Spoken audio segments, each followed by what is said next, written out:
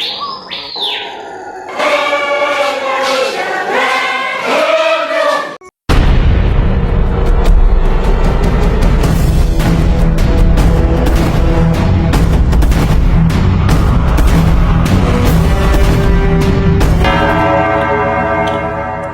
besteirol em torno da invasão da Venezuela, do sequestro do Maduro, é inacreditável.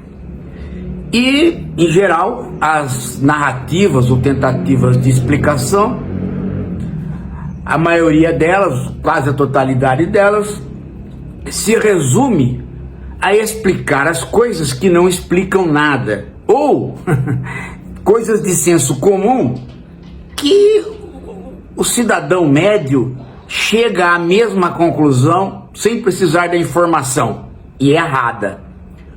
Os Estados Unidos estão atrás do petróleo. Vocês estão vendo o vídeo do professor Paulo Graudelli intitulado "Não é o petróleo, estúpido", divulgado ontem, dia 6 de janeiro de 2026. O vídeo faz uma crítica a quem interpreta o sequestro de Maduro na Venezuela como uma ação do imperialismo em busca de petróleo. A parte do imperialismo, que é o argumento principal do professor Paulo, eu estou plenamente de acordo com ele.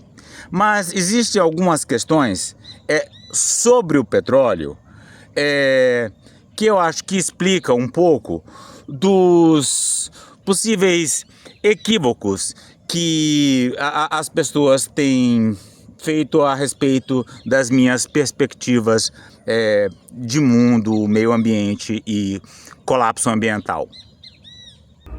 Não.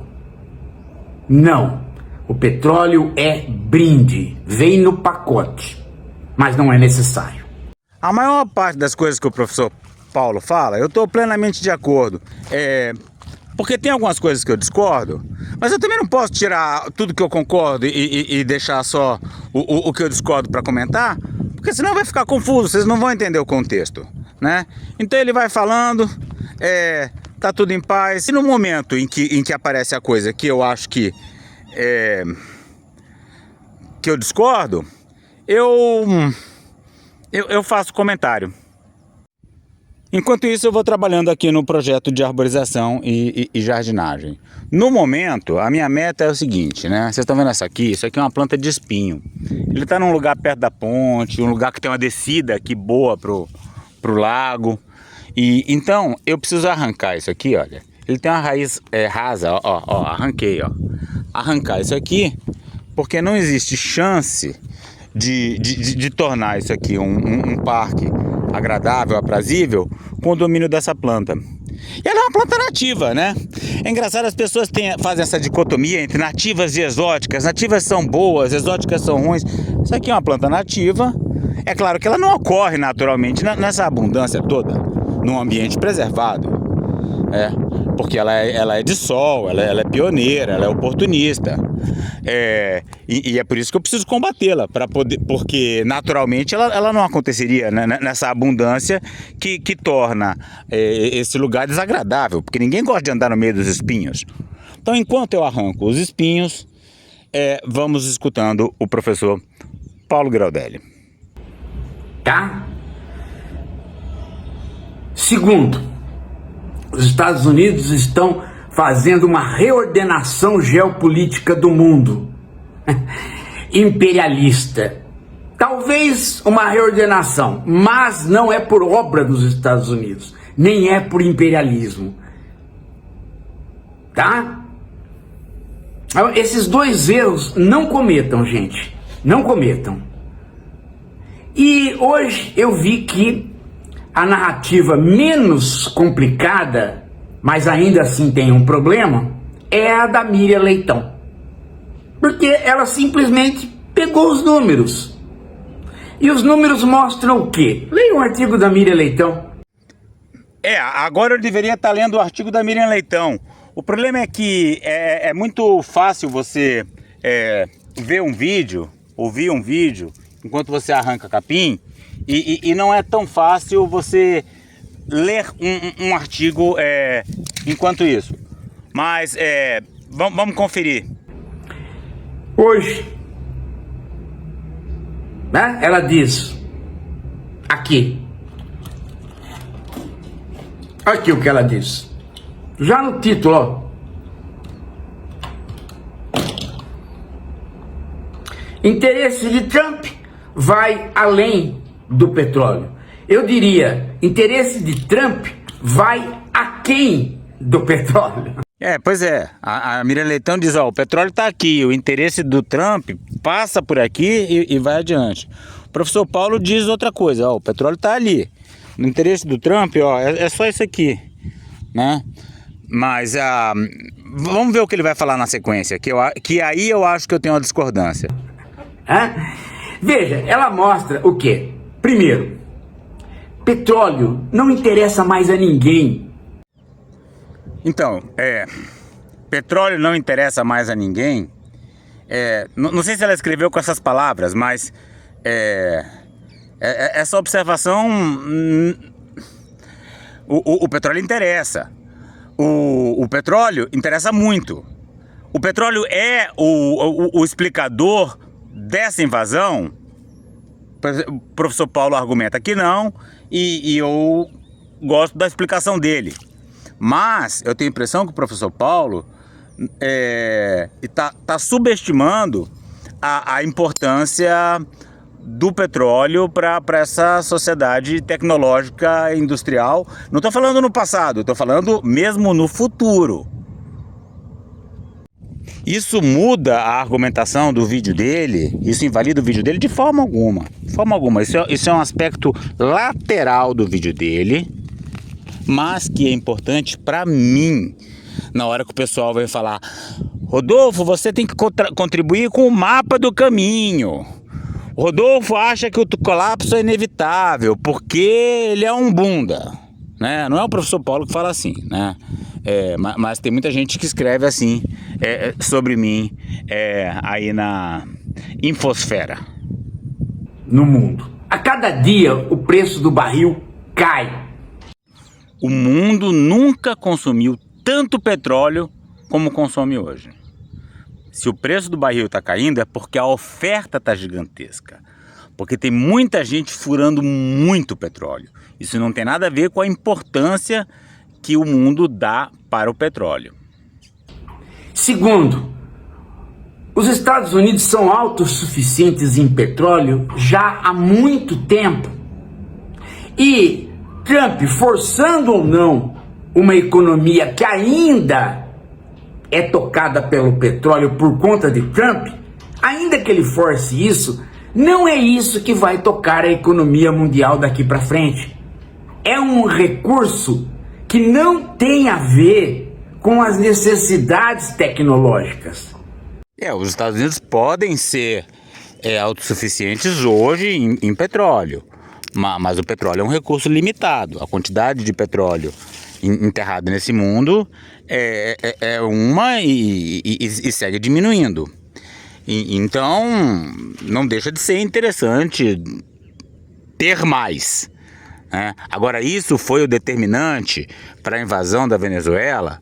Aí não, aí é outra história e me interessa muito a explicação do professor Paulo. Nós imaginávamos um mundo cheio de foguetes andando pelo ar e indo para outros planetas tocados pelo petróleo. E o mundo não se desenvolveu nesse sentido. Olha, felizmente eu não estou vendo foguete nenhum aqui nesse céu. Mas se tivesse, ele estaria sendo tocado pelo petróleo, né?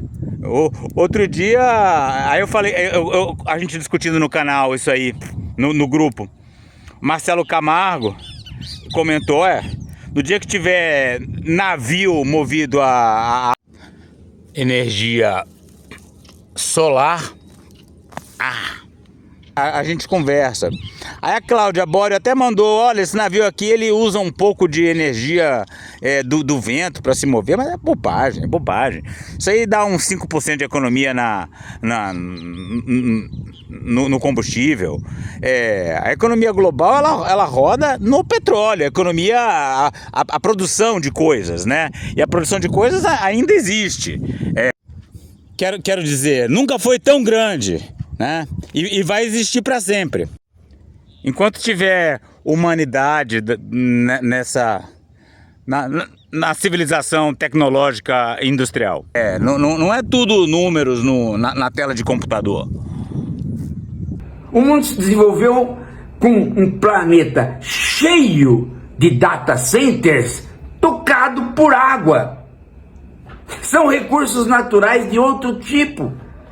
Além de que o petróleo é altamente poluidor, e poluidor no sentido que ninguém quer, porque é uma poluição que se dá para ver. Outras poluições que não são possíveis de ser vistas e são prejudiciais a médio prazo são preferíveis. Se você faz uma represa, ela é prejudicial a médio prazo. Ela tem um impacto. Mais ou menos. O impacto de Belo Monte se observou antes da construção da obra, com o aumento do desmatamento da Amazônia aqui na região do Xingu. É claro que dá para escamotear, né? Dá para falar, não é a barragem, são os grileiros, são os sem terra, são os comunistas, é o Leonardo DiCaprio, mas que tá aí. Ambiental, mas ela prejudica mais a médio prazo. Mas ela é aceitável como energia renovável. Ela não é...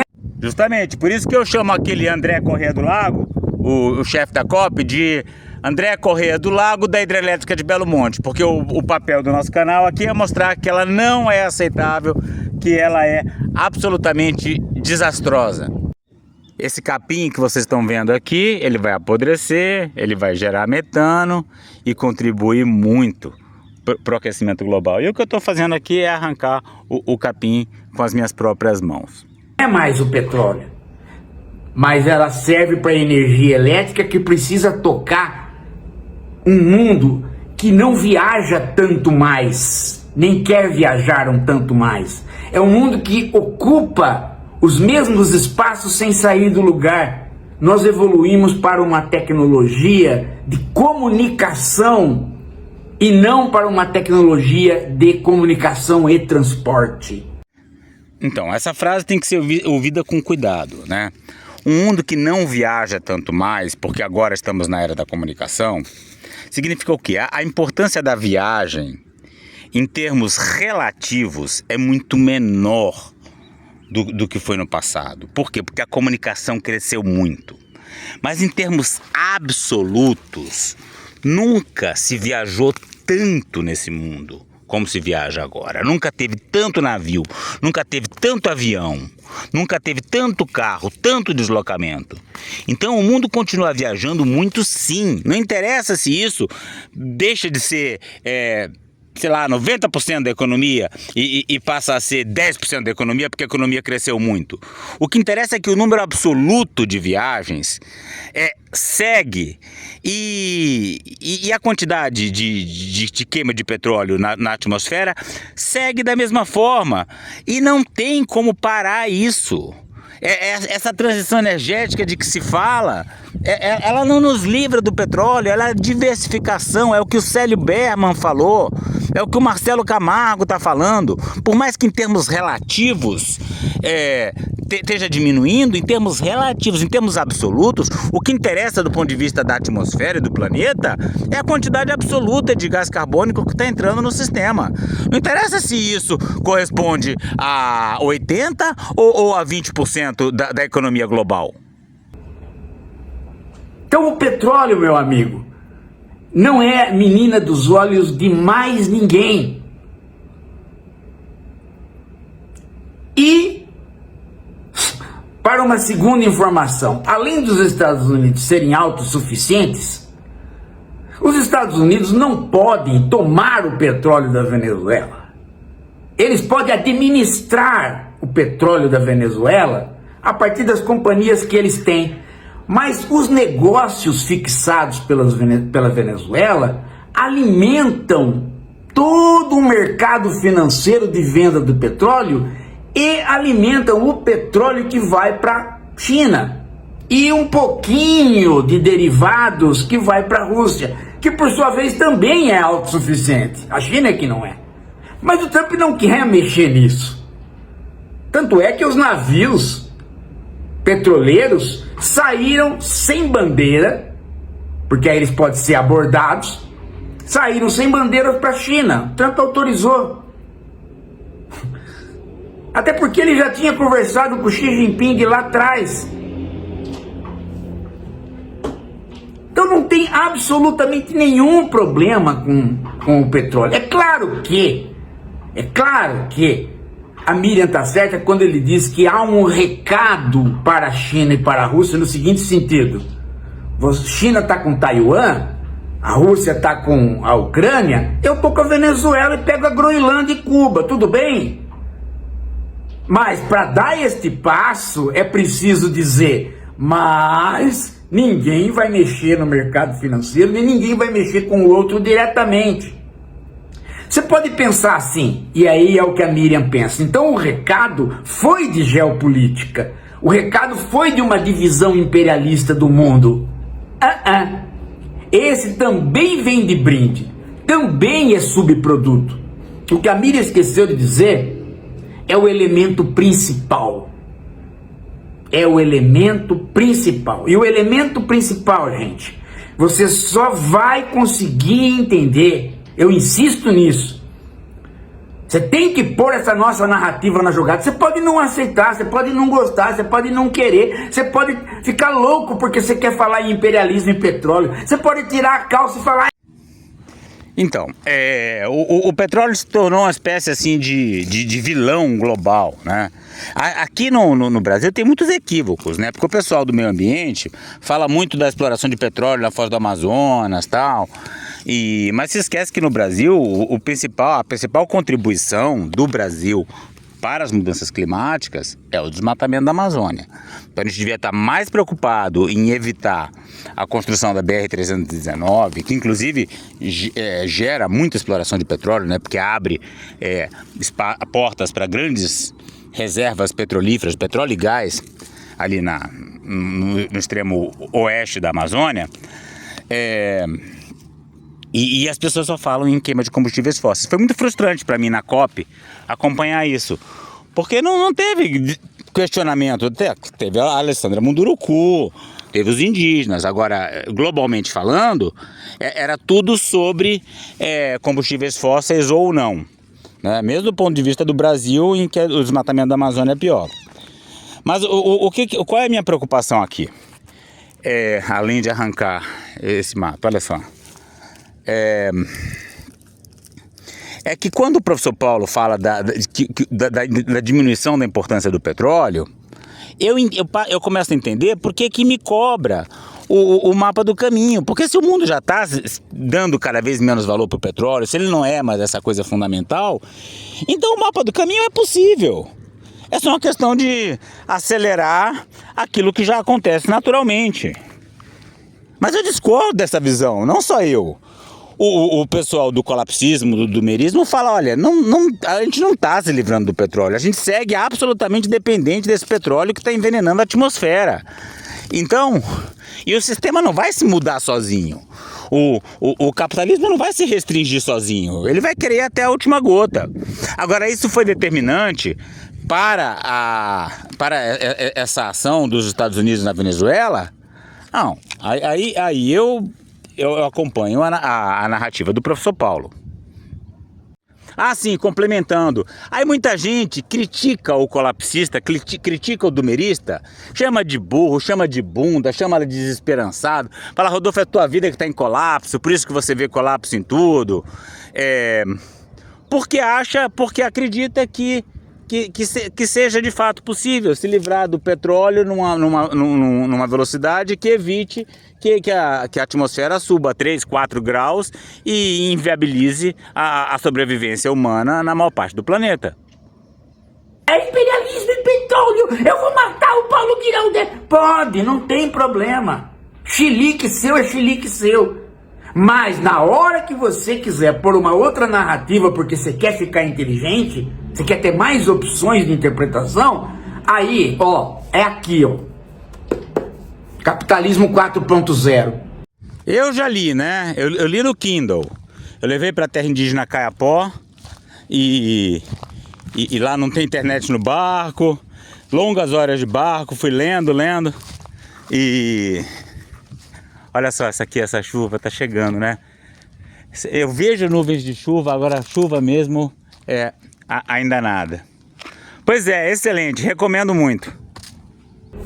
Você vai ler, você vai ver que, o professor fala do capital, fala da subjetividade, fala das organizações sociais, fala da própria vida dele, da vida da família, mas ele não fala muito dos estados, das nações, Inglaterra, Espanha. Não, ele não faz uma historinha assim. Não é a historinha que você aprende na escola, da Inglaterra, a França. Não é assim que funciona. Esta aqui é uma análise de filosofia política para você escapar disso. Para você entender que o capitalismo financeiro, ele criou não o imperialismo, ele criou o império. Ou seja, todos os países, todos os povos estão sob o jugo do mesmo tipo de acumulação do capital que passa pelo capitalismo financeiro. E todos os países estão sob o mesmo tipo de comunicação que passa pela proliferação dos data centers, das IAs e da computação. É este capitalismo que se adere.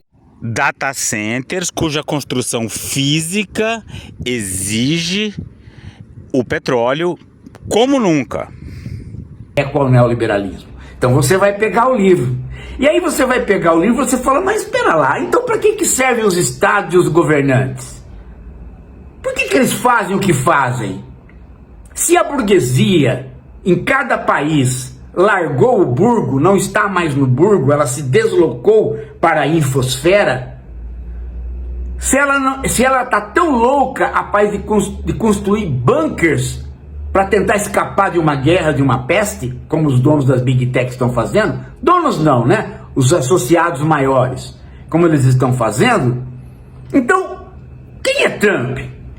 Quem é Putin? Quem é Netanyahu? Fazedores de conflitos externos para se safar de problemas internos do umbigo deles. Perfeito. Aí o professor Paulo traz uma explicação proximal para essa invasão que aconteceu agora na Venezuela. Do umbigo pessoal deles, pelos planos de poder deles, da família deles. Eles são pequenos, eles são grandes Bolsonaros, só isto. Eles não são nada além do que Bolsonaros com dólar. Só isto. Eles só não estão na cadeia como Bolsonaro porque Bolsonaro é uma besta ambulante e sem dólar. E tem uma família que é mais besta do que qualquer besta. Mas Netanyahu invadiu Gaza por quê? Porque se ele não fizesse uma guerra, ele sairia do poder e ia para a Suprema Corte julgado por corrupção. Se Putin não invadisse a Ucrânia, ele não conseguia mais fazer uma eleição com só ele candidato. E Trump, se não criasse uma situação externa, ia ampliar os Epstein Files, mas ia ampliar a rejeição do eleitorado dele diante do narcotráfico que ele falou que ia perseguir e acabou perseguindo a população. Então ele inventou o Maduro como chefe do narcotráfico.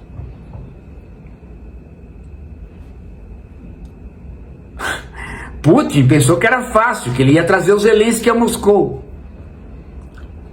Netanyahu pensou que era fácil, que ele não ia ter que matar tanta gente. Trump pensou que era fácil, mas agora ele está vendo que ele tem que julgar Maduro e ainda por cima administrar a Venezuela com a oposição que queria estar no poder contra ele. Ou seja, os interesses individuais, mesquinhos, pequenos, de pessoas, apenas dão para as burguesias o brinde. Se Trump diz, olha, estamos garantindo nossa situação na América Latina, tá? Então as Big Techs vão poder chegar no Brasil, chegar em tudo quanto é lugar e pegar a água para fazer data center, já está tudo acertado, beleza, beleza. Mas isso é brinde, porque o problema todo é, eu quero estar no poder, eu quero ter o eleitorado, eu quero eleger o meu vice. E o eleitorado meu está fugindo. E o eleitorado meu fugiu na medida que eu persegui as pessoas na rua, não ficou bom. Mas ao invés de eu voltar atrás, eu vou dobrar a mentira. Eu vou falar que eu estou perseguindo porque eu estou perseguindo o narcotráfico. O narcotráfico está lá, naquele cara, no chefe. Aí ele pegou o chefe e levou. Ele não pode fazer mais nada. Ele não pode fazer mais nada. Tá? Agora o pior é os malucos achando que tinha algum socialismo na Venezuela e que o Trump se insurgiu contra o socialismo. As pessoas não percebem, gente, às vezes, o que está no focinho delas. Porque o que não está no focinho está na história. Então, a coisa mais fácil do mundo é dizer que os Estados Unidos estão atrás de petróleo. Ó, porque eu sou muito inteligente, tá vendo? Veja como eu sei as coisas, eu sei falar de economia. Então eu não vejo as guerras assim, simplesmente. Eu vejo as guerras como grandes acontecimentos por questões econômicas, o petróleo. Você está errado. Os grandes acontecimentos econômicos são acontecimentos do mercado financeiro. E o mercado financeiro, o trabalho que ele fez nesse final do século XX para início de século XXI, foi tirar as burguesias dos burgos, transferir as burguesias para o espaço virtual. As burguesias, elas não se consideram mais burguesias nacionais.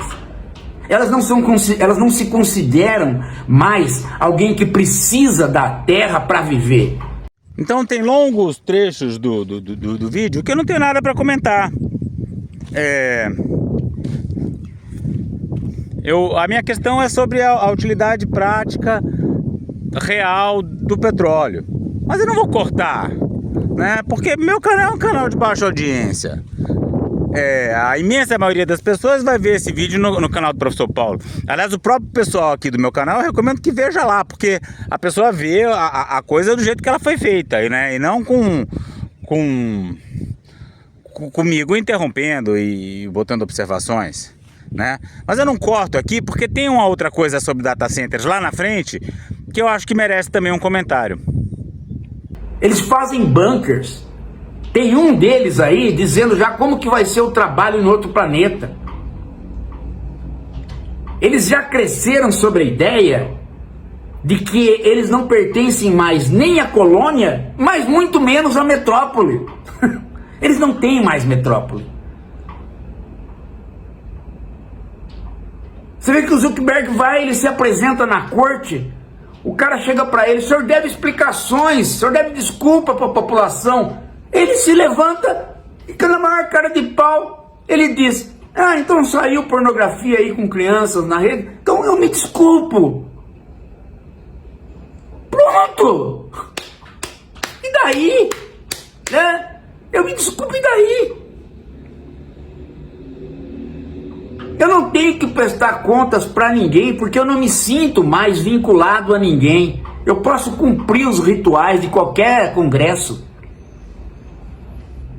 Os interesses, gente, dessas pequenas guerras são interesses menores, pequenos, voltados para representantes de uma burguesia que não tem mais interesse em absolutamente nada que é a nação. A nação dá trabalho. A nação vive de ter empresas com locais. E a acumulação do dinheiro não tem mais local. Ela é o dinheiro magnético que circula no mundo e acumula através de números e não mais de um suporte material. O único suporte material é o data center. E para tal... Então, quando o professor Paulo fala que o único suporte material é o data center, é claro que ele está fazendo um exagero proposital.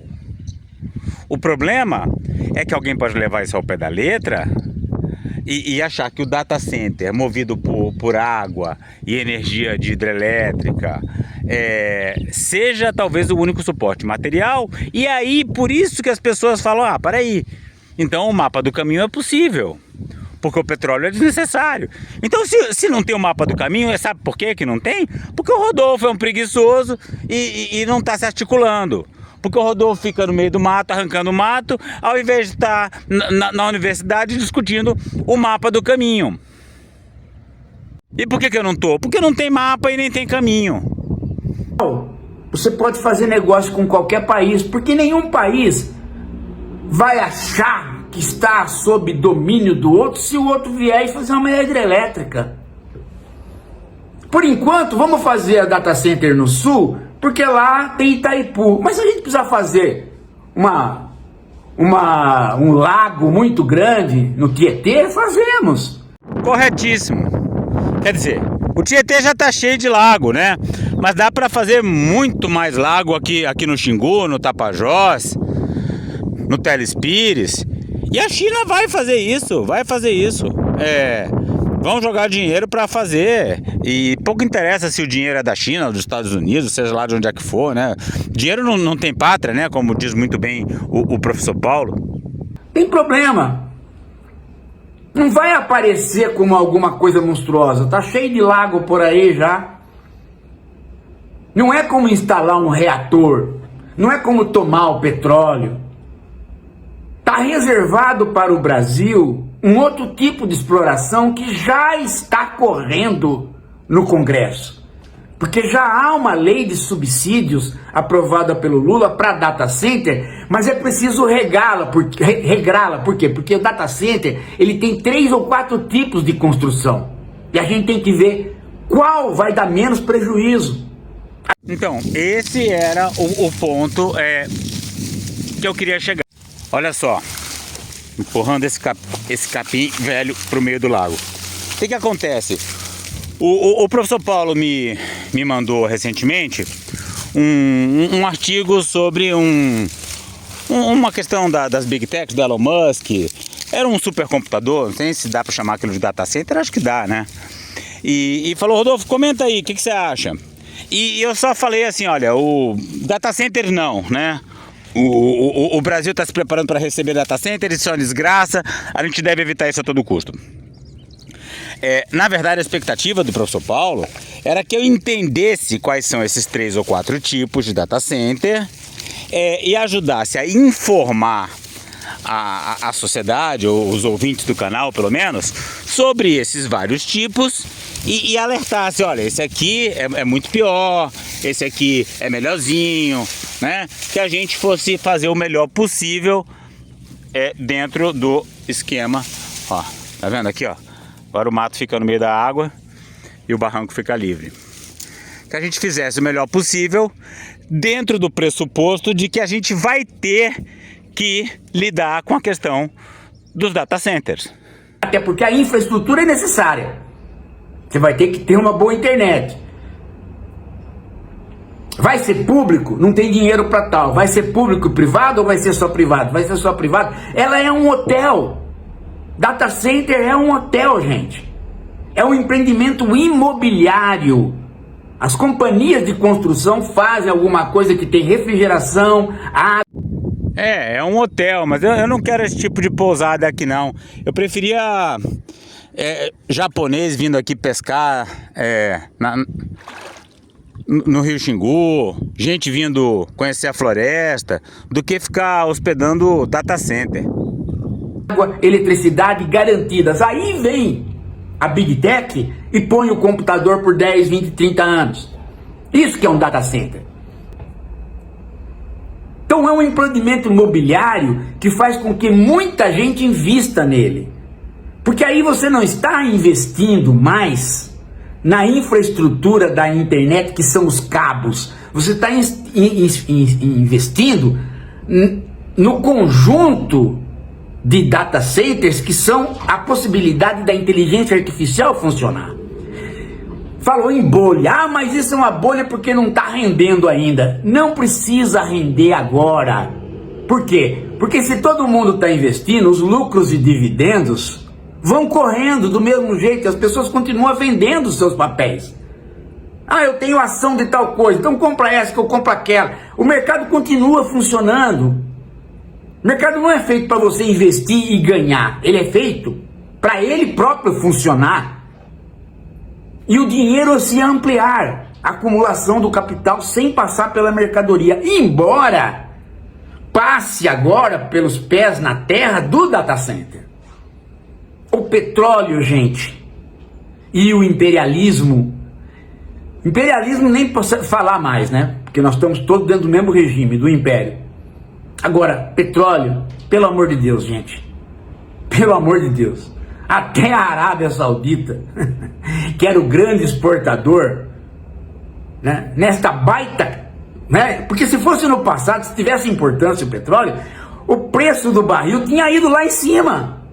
O preço do barril não foi lá em cima porque a oferta é gigantesca, né, e está assegurada, não porque o petróleo não tem importância. Lembram? Qualquer problema no petróleo, a OPEP falou, não vamos mexer no preço do barril. Não dá para subir o preço, por quê? Porque todo mundo tem petróleo, ninguém precisa dele. O mundo tá... Ninguém precisa dele, leia-se. Todo mundo tem para o momento e ninguém precisa invadir outro país para conseguir. Com o saco lotado de petróleo. Aliás, as ações da Petrobras caíram. Porque ninguém precisa comprar petróleo. Não, professor, as interpretações de por que as ações da Petrobras caíram são diversas. Você pode falar, inclusive, caíram por quê? Porque a Venezuela vai começar a exportar muito mais petróleo. É questão de oferta e demanda. Não é porque o petróleo não é importante. O petróleo segue sendo fundamental e destrutivo. E não vejo como escapar dele, por isso que eu tô aqui agora arrumando esse barranco, porque eu quero ver isso aqui tudo florido.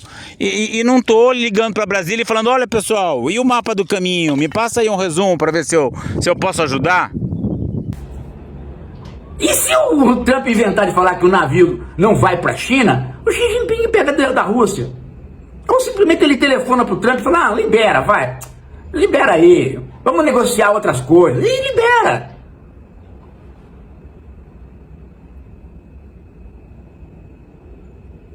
Se o Xi Jinping se meter em confusão interna, se ele ficar um homem fraco no partido e ele tiver uma cabecinha menor, igual a dos outros, aí nós podemos começar, né, a ficar com medo, porque aí ele me bota a mão em Taiwan para fazer a mesma coisa, para ganhar poder interno, e aí as coisas entram, né? Agora, guerra por guerra, gente, tem 147 conflitos armados neste momento acontecendo, tá?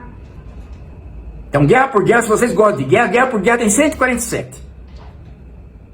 Todas elas aparentemente movidas por tomada de território. Oh, aí você olha e fala, tá vendo? É o imperialismo explodindo. Não, é a sua cabeça de bagre implodindo. Chega, gente. Pelo amor de Deus, hein? Pelo amor de Deus. A Miriam acertou metade. A outra metade que ela jogou pra geopolítica, ela se esqueceu, porque ela se esqueceu desse parentesco entre Netanyahu, Putin, Bolsonaro, Trump, na mediocridade que eles são. A gente não pode mais olhar os Estados Unidos, a Rússia, a China, a Turquia, como tendo estadistas e com uma burguesia nacional que os apoia. A gente não pode mais olhar os países assim, gente. Eles estão todos divididos, com burguesias que não se interessam por eles e com governantes que foram ou eleitos ou postos por oligarquias que são completamente medíocres. As viagens do Trump para a China não é a viagem do Nixon para a China. O encontro do Trump com o Putin não é o encontro do Kennedy com o Nikita Khrushchev. Acabou, gente. Acabou. Acabou esse tempo. Os países os estados não têm mais uma fala que represente a nação. E as corporações, as transnacionais que teriam, estão simplesmente uma investindo na outra e correndo atrás de fazer o mercado financeiro não parar de funcionar. Só isso. É só isso que elas pedem para o Trump. Não crie problemas para o mercado financeiro.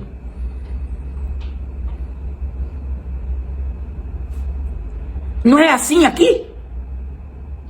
Qualquer medida que o Lula vai tomar, qual é o sinal? Ah, vamos ver na Faria Lima se a gente fica bem? Entenderam? E nós temos uma burguesia nacional que quer pôr uma classe dirigente no Brasil, para representar o Brasil. Nós também não temos. Olha os caras que estão aí. A hora que nós não tivermos mais o Lula, nós temos quem? O Zema? O Ratinho? Quem mais? O Castro? O Caiado? Tudo chave de cadeia. E nós construímos do lado da esquerda algum grande líder popular de tamanho de um estadista? Não. Erro nosso, erro de todo mundo. Todos os países entraram pelo império e por uma burguesia sem burgo. Acabou o século XX, gente, pelo amor de Deus. Acabou. Não acabou no final do século XX, mas acabou agora, no século XXI, acabou o século XX. Acabou a hegemonia de nações e você pode dizer até que acabou a hegemonia das corporações. É a hegemonia completa do dólar por ele mesmo. Nós estamos dentro de uma máquina, gente. E a gente só vai entender isso e começar a poder atuar se a gente perceber o tipo de análise que põe o Estado, as historinhas de reizinhos e estados, de lado. Tá aqui, ó. Eu estou insistindo, gente. Eu estou insistindo porque a gente ficou estudando isso durante 5 anos e prometendo para vocês. Isso que vocês estão negligenciando. Tá lá na Martins Fontes, na bancada. Por que vocês acham que tem identitarismo? Por que o identitarismo? Porque quando a burguesia nacional deixou de ela representar a identidade, ela pôr a identidade da nação, proliferou outras pequenas identidades. De caráter religioso, de tudo quanto é caráter. O identitarismo é exatamente fruto desta burguesia sem burgo, dessa retirada da grande identidade, que eram as identidades nacionais. Nem no futebol, nem nos esportes as identidades nacionais aparecem mais. O jogador entra em campo, se você tirar a roupa dele, ele está inteirinho tatuado de bobagem. E se você põe a roupa nele, ele está inteirinho tatuado de propaganda. Propaganda do quê? De produtos? Não, de bancos. Gente, nós estamos há 5 anos falando, pega o livro. Por favor, gente, vamos sair da porcaria. Vamos sair da porcaria. E sobre a Venezuela, a melhor análise é da Dilma em cima daquele maluco lá, o Altman. Eu vou mostrar para vocês. É uma entrevista. Estou procurando. Eu achei e depois perdi. Daqui a pouco a gente volta. Continuamos pedindo para você tentar colaborar com o Filométrico. Agora, no próximo semestre, conseguir fazer mais 6 meses de Filométrico. Qualquer doação ajuda. Vem com a gente. Ei, faz o Pix. Faz o Pix.